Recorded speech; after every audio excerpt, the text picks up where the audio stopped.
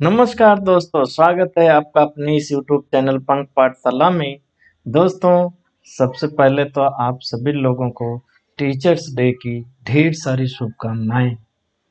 साथियों, हमें पता नहीं चलता है, लेकिन सैकड़ों लोग ऐसे होते हैं, पचासों लोग ऐसे होते हैं जिन्होंने हमें कुछ कुछ चीजें सिखाई हैं, और उन्हीं सीख की वजह से हमारा एक व्यक्तित्व बन के उभरता है। तो टीचर का हमेशा से ही रोल, या गुरु का हमेशा से ही जो हमारे भारतीय संस्कृति में है, उसमें टीचर्स को भगवान के आगे रखा जाता है। इसी वजह से, क्योंकि उन्होंने एक व्यक्ति को एक ऐसा व्यक्तित्व प्रदान किया जिसकी वजह से उस व्यक्ति का अस्तित्व है। साथियों, आज के दिन मैं भी पूरे श्रद्धा से अपने सभी टीचरों का सादर वंदन करता हूँ। सच्चे दिल से उन लोगों का अभिनंदन करता हूँ, क्योंकि मेरे भी जीवन में पचासनों टीचर ऐसे होंगे, गुरु ऐसे होंगे जिनकी वजह से आज मैं जो कुछ भी हूँ। आप लोग भी अपने गुरुजनों को याद करिए और आगे इस वीडियो का फायदा लीजिए। साथियों, आज हम स्ट्रेटजी 3 पे बात करने वाले हैं। स्ट्रेटजी पे हम कुछ वीडियो लगातार ला रहे हैं, क्योंकि आपकी पढ़ाई कितनों भी अच्छी क्यों ना हो, अगर आपकी सही स्ट्रेटजी नहीं है, आपकी रणनीति अगर सही नहीं है, तो आप युद्ध क्षेत्र में परास्त हो जाएंगे। मैं हमेशा से एग्जाम को एक युद्ध मानता हूँ, युद्ध क्षेत्र। एग्जाम हॉल आपका युद्ध क्षेत्र होता है, और आप एक युद्ध में उतरने वाले होते हैं।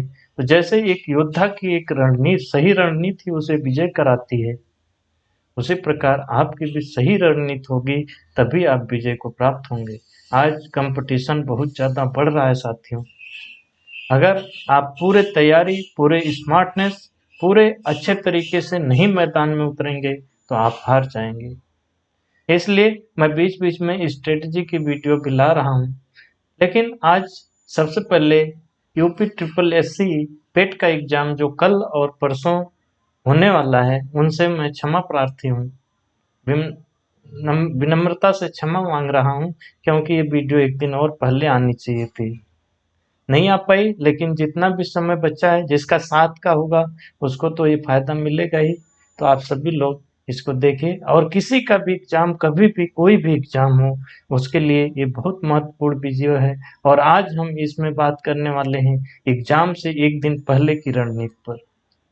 एग्जाम जब आपका जिस दिन होगा, उसके एक दिन पहले आपको कैसे रहना है, किस भाव से रहना है, किस रणनीति के साथ काम करना है, उस पे आज बात करेंगे। और बहुत महत्वपूर्ण वीडियो होने वाली है, आप लास्ट तक देखिएगा, आपको बहुत अच्छा एक निष्कर्ष मिलेगा, एक साधन मिलेगा, जिसके जो आपके इस तैयारी में कुछ मददगार होगा।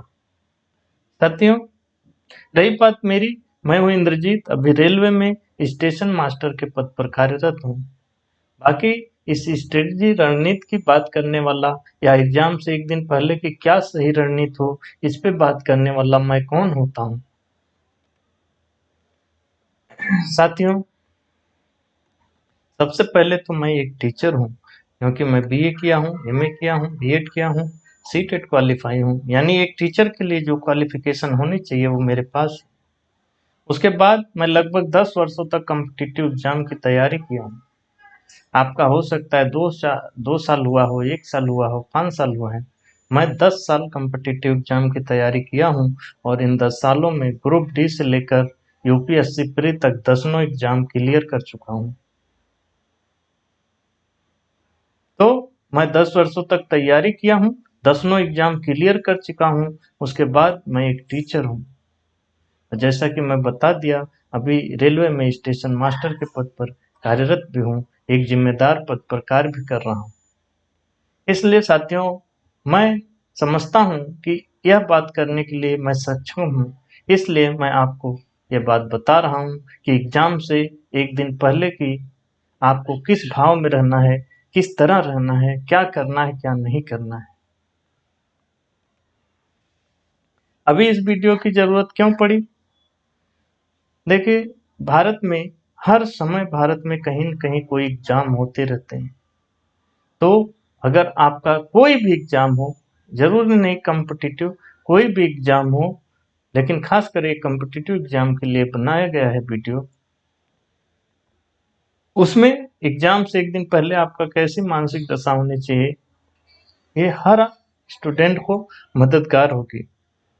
जैसा कि मैं बताया, यूपी ट्रिपल एससी पेट का एग्जाम हो रहा है कल और परसों में, तो 6 वालों के लिए तो ये लेट हो गई वीडियो, उसके लिए माफी चाहता हूँ, लेकिन 7 वालों के लिए बहुत मददगार होगी, जो 7 तारीख को है।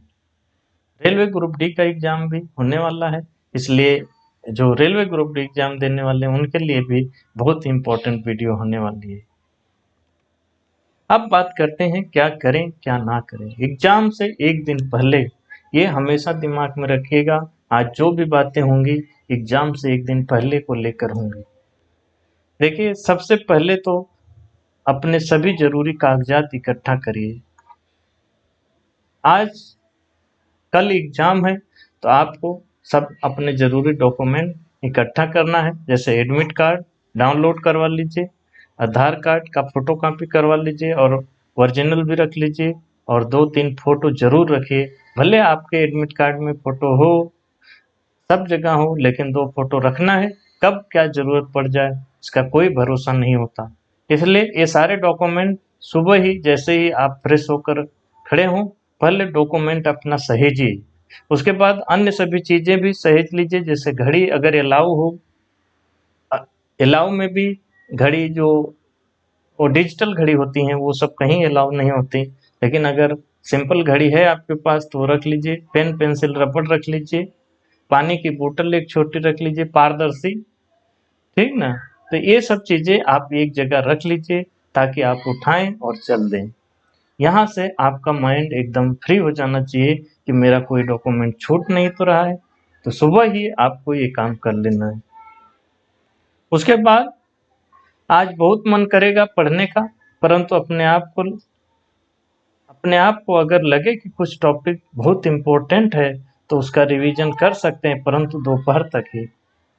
दोस्तों, आज के दिन लड़के स्टूडेंट सोचते हैं कि मैं सब कुछ पढ़ लूं, तो आज के दिन अगर आपका बहुत पढ़ने का मन हो तो कुछ नया नहीं पढ़ना है, केवल रिवीजन करना है, वो भी केवल दोपहर तक।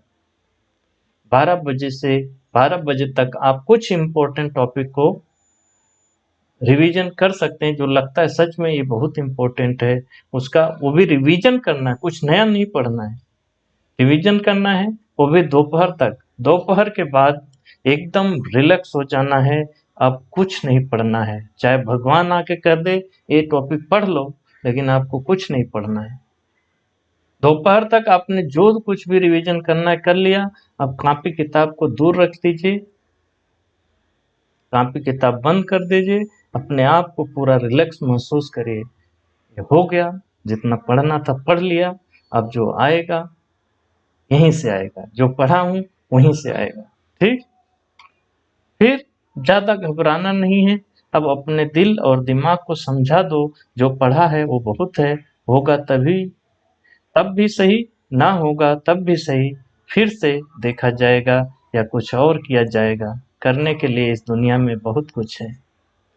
साथियों, अब घबराना नहीं है, अब अपने दिल दिमाग को बता दीजिए कि जो पढ़ा है वो बहुत है।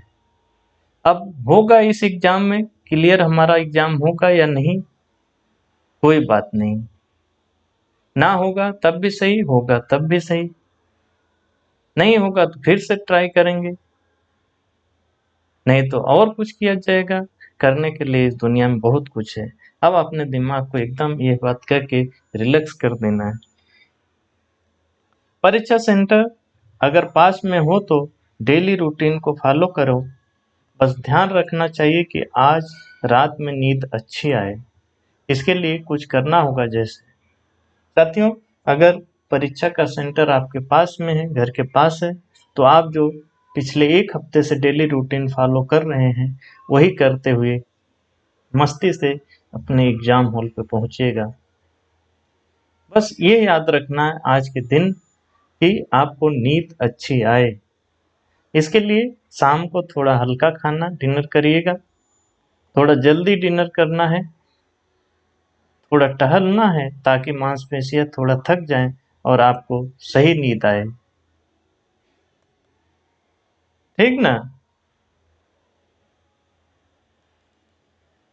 बराबर।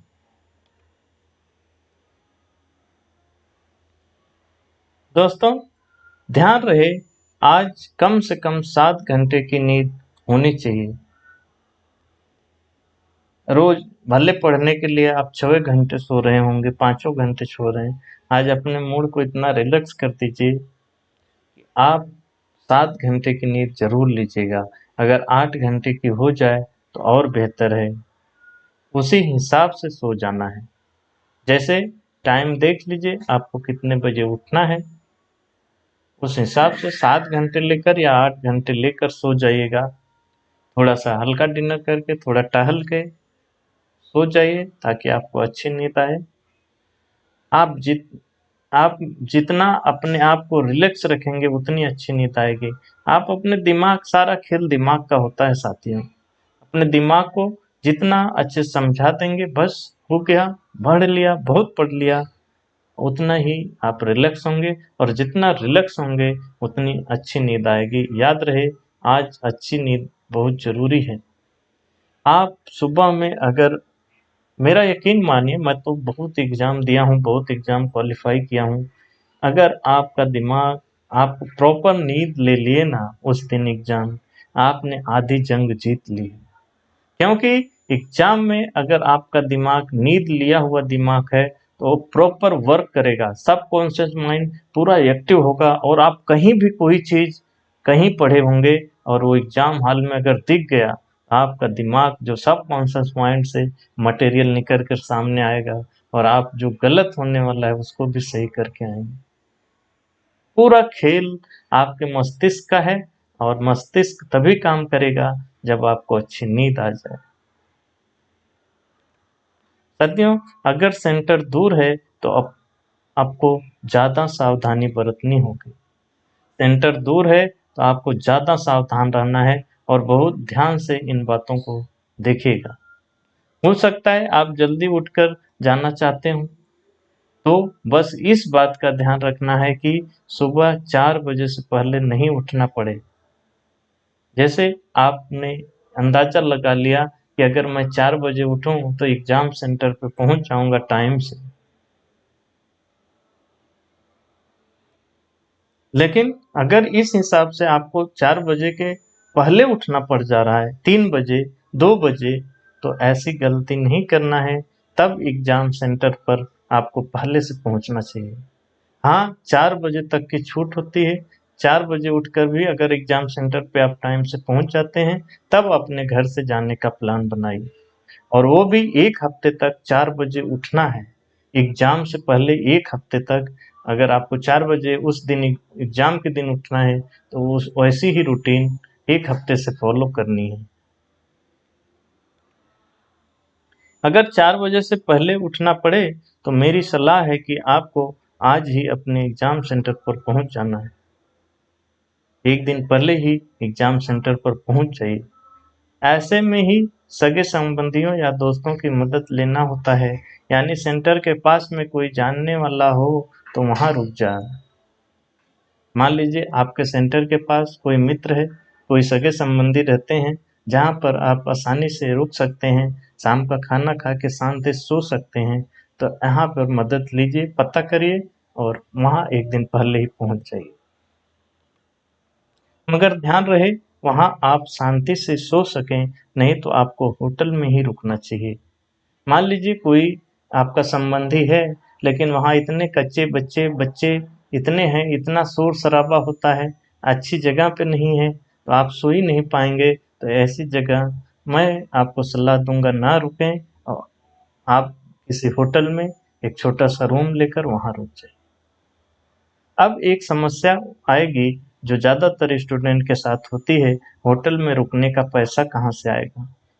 साथियों, मैं भी स्टूडेंट लाइफ में बहुत दिनों तक रहा हूँ, इसलिए मैं समझता हूँ जब हम स्टूडेंट होते हैं, तैयारी कर रहे होते हैं, तो 100 रुपया 200 रुपया बहुत मायने रखता है। हमें हर पैसे के लिए किसी के सामने हाथ फैलाना पड़ता है, चाहे वो हमारे मम्मी पापा हों, चाहे भाई हों, चाहे कोई हो। इसलिए अब पैसे का महत्व बहुत ज़्यादा हो जाता है। लेकिन अगर आप अफोर्ड कर सकते हैं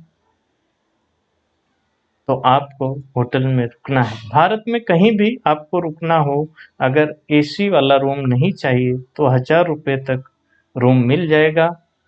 अगर बहुत गर्मी हो तो एसी वाला रूम ले लो, यह भी 1500 रुपये तक मिल जाएगा। ये पैसा बहुत ज़्यादा है एक स्टूडेंट के लिए, लेकिन अगर वह कहीं से भी जुगाड़ कर सकता है, क्योंकि वो दो दो साल 3 साल एक एग्जाम के लिए तैयारी करता है, कम से कम 6 महीने 1 साल से तैयारी कर रहा होता है। अगर उसका एग्जाम गड़बड़ा गया दोस्तों, तो ये 1000 1500 बहुत छोटी चीज़ है। इसलिए अगर कहीं से मांग के, किसी से उधार लेकर, कहीं से भी अरेंजमेंट करके आप, और एग्जाम सेंटर दूर है तो वहाँ जाकर होटल में रुक जाइए। ये पैसा आपका व्यर्थ नहीं जाएगा। पैसे का जुगाड़ हो सके तो कर लो, ज़्यादा सोचिए मत।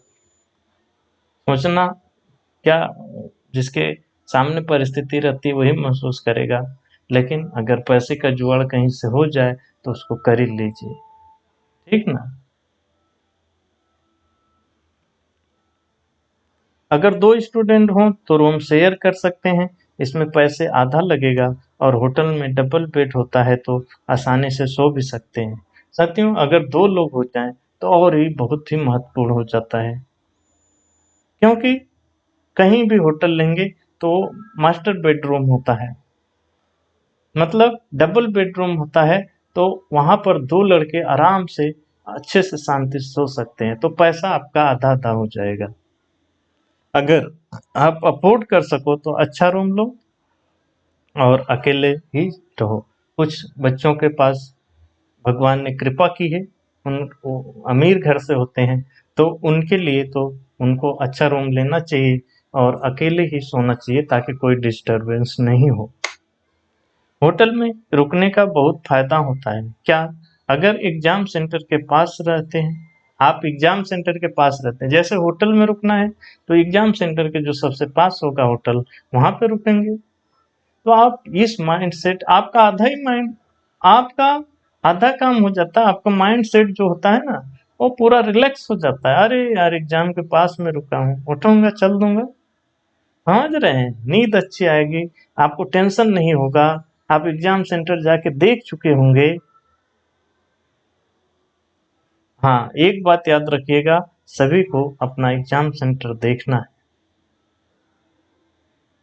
एकदम आप सेफ के लिए, क्योंकि आपने 2 साल 1 साल 6 महीना उस चीज के लिए पढ़ाई किया है। आप गलती से कहीं एग्जाम सेंटर नहीं खोज पाए, नहीं पहुंच पाए, आपका उस 1 साल का समय जो तैयारी के लिए दिया है वो व्यर्थ चला जाएगा। कोई कोई 2 साल 3 साल से तैयारी कर रहा होता है। बहुत से एग्जाम है जैसे सिविल सेवा, उसमें 4 4 साल 5 5 साल से तैयारी कर रहे हैं, लेकिन अगर वो एग्जाम सेंटर पे सही से नहीं पहुंच पाया तो उसका सारा समय वो व्यर्थ चला जाता है। इसलिए आपको एग्जाम सेंटर के पास होते हैं, अगर आप होटल में रुकते हैं तो एग्जाम सेंटर के पास होते हैं, आपका माइंड पूरा रिलैक्स हो जाता है। बहुत तगड़ा फायदा मिलता है इसका दोस्तों। अगर आप देर तक सो सकते हैं, अच्छा पास में है तो आप देर तक रिलैक्स होकर सो सकते हैं। अगर देर तक सोने की आपकी आदत है तो यहाँ बहुत काम आने वाली है। खाना पीना खा पीकर आप अपने रूम में जाकर दरवाजा बंद करके सो जाएंगे, कोई डिस्टरबेंस नहीं रहेगा। घर पे भी रहता है आदमी तो, भाई है, छोटा बच्चा है, कुछ है, तो वो डिस्टर्ब कर रहा होता है, या हल्ला हो रहा था, कोई कुछ बतिया रहा होता है, आप नहीं सो पाएंगे। लेकिन होटल में जैसे ही खाना खाकर अपना दरवाजा बंद किए, जाकर आप चैन से सो जाइए, कोई शोर शराबा नहीं, कोई डिस्टरबेंस नहीं, इसलिए आपको नींद अच्छी आएगी। लैट्रिन बाथरूम होता है उसमें, सुबह में अच्छे से फ्रेश हो सकते हैं।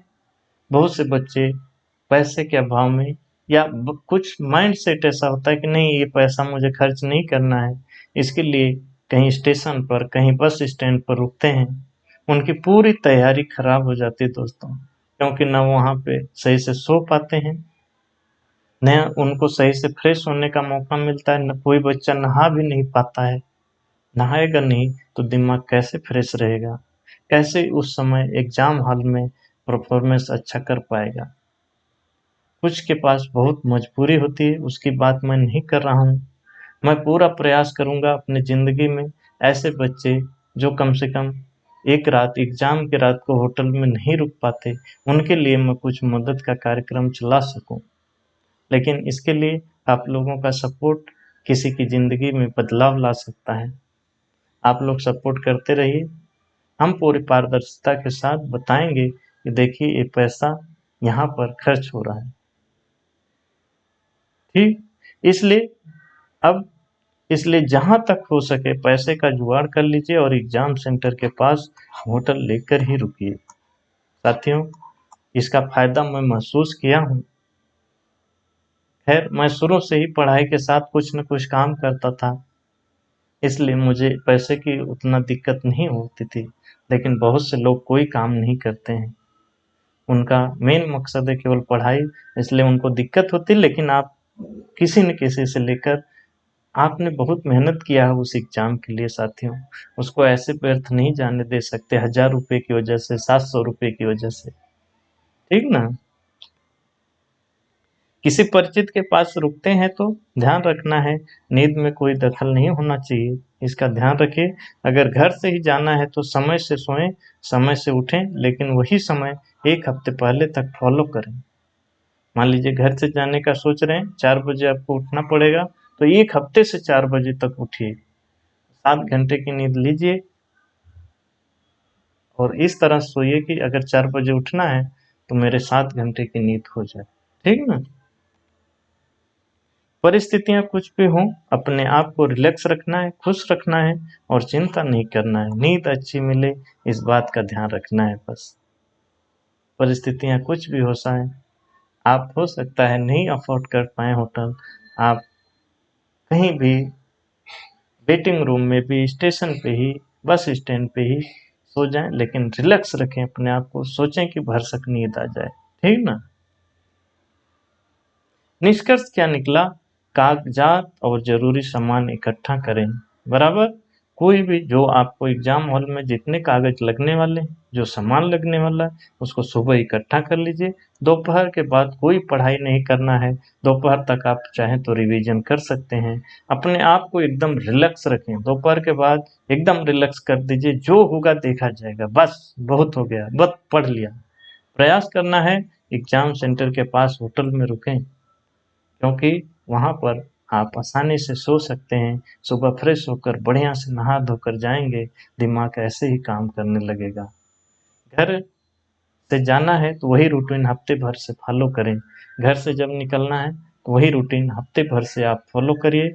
घबराना नहीं है, चिंता नहीं करना, जो होगा देखा जाएगा, ये अपने माइंड सेट को बताकर तभी जाइए। अब एग्जाम कल ही है, अब छटपटाने से, घबराने से, चिंता करने से कुछ नहीं होगा। आपने जो पढ़ा है वो इनफ है, वहीं से आएगा। ये मान लीजिए जो नहीं पढ़ा वहां से पूछेगा ही नहीं। साथियों, स्ट्रेटेजी की ये तीसरी वीडियो थी, भाग 4 भी आएगा, चौथा, जिसमें हम एग्जाम हॉल के बाहर की रणनीति की बात करेंगे। एग्जाम हॉल यानी जिस दिन एग्जाम है उस दिन एग्जाम हॉल जाने से पहले की रणनीति। बहुत बारीक चीजें होती हैं साथियों, लेकिन स्टूडेंट ध्यान नहीं देते, इस वजह से लड़खड़ा कर गिर जाते हैं। युद्ध में उतरना है तो सभी तरह से तैयार होना चाहिए, हर एक बारीकियां पता होना चाहिए, इसलिए मैं ये स्ट्रेटजी की वीडियो ला रहा हूँ। इतना अनुभव है साथियों, इसलिए मैं ये बात कर रहा हूँ। अच्छा, यूपी ट्रिपल एससी पेट का एग्जाम जो होने वाला, उसके लिए हमारे यूट्यूब चैनल पर मैराथन क्लास है, साल भर के करंट की, साल भर का करंट इसमें कवर किया गया है। मैराथन है साल भर का यूपी स्पेशल करंट का, यूपी स्पेशल करंट पूछा जाएगा इसमें, इसका भी मैराथन है साल भर का। और करंट के टॉप 200 प्रश्न हैं, इफेक्ट दिए गए हैं, जो एग्जाम में सीधे आपको दिखाई दे सकते हैं। डिस्क्रिप्शन बॉक्स में उसका लिंक दिया गया है, जाकर जरूर इन वीडियो को एक बार रिवाइज कर लीजिएगा। रेलवे ग्रुप डी का अगर एग्जाम आप देने वाले हैं तो उसके लिए पीवाईक्यू की हम एक सीरीज चला रहे हैं, 50 डे इंटू 50 क्वेश्चन सीरीज, जिसमें हम 50 दिनों तक 50-50 क्वेश्चन कर रहे हैं।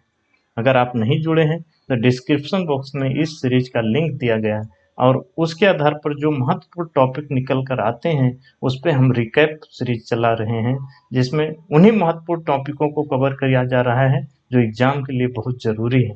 तो रेलवे ग्रुप डी के लिए ये दोनों सीरीज बहुत इंपॉर्टेंट है। नहीं जुड़े हैं, डिस्क्रिप्शन बॉक्स में प्ले लिस्ट का लिंक दिया गया है, जाकर वहां से सभी वीडियो को थोड़ा सा स्पीड बढ़ाकर 1.5 कर लीजिए और सब वीडियो देख डालिए, बहुत मदद मिलने वाली है। रही बात पीडीएफ की, सारी पीडीएफ हमारे टेलीग्राम चैनल पंख पाठशाला पे डाल दी जाती है, तो वहां से आप पीडीएफ सब ले सकते हैं। टेलीग्राम चैनल का लिंक डिस्क्रिप्शन बॉक्स में दिया गया है। कोई भी वीडियो मिस नहीं होनी चाहिए साथियों। हमारी टीम छोटी है मगर सभी लोग सिलेक्टेड हैं। हम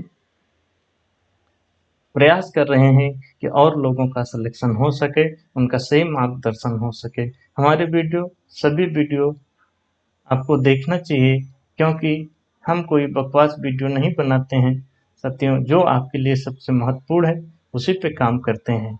आपको हमारी वीडियो कैसी लगती है, या आपका कोई सुझाव है, या आपका कोई सवाल है, दुविधा है, तो कमेंट बॉक्स में जरूर बताइए साथियों। हमारा हौसला बढ़ाइए, क्योंकि आपके लाइक करने, कमेंट करने, शेयर करने से, सब्सक्राइब करने से हमारा हौसला बढ़ता है। हम काम करने के लिए प्रेरित होते हैं, प्रयास करते हैं और अच्छा से अच्छा आपको कंटेंट दे सके।